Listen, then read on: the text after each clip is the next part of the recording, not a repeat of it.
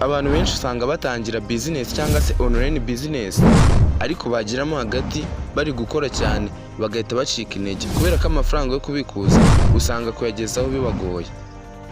Gusa uyu munsi ngiye kukwereka application cyangwa se website muri make ukoreraho amafaranga abifite yose ugahita uyabikuza. Guys, nk'uko bisanzwe link yo kwiyandikisha uyisanga muri comment, wayibura ukanyandikira kuri nimero 0788 63 055.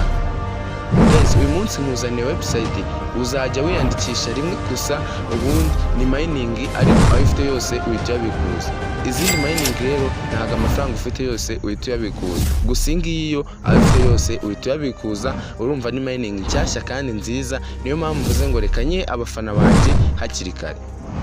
Guys, nk'ibisanzwe rero tugiye gutangira. Link wowe uraza kwisanga muri comment, nuyibura unyandikire kuri namba naguhaye.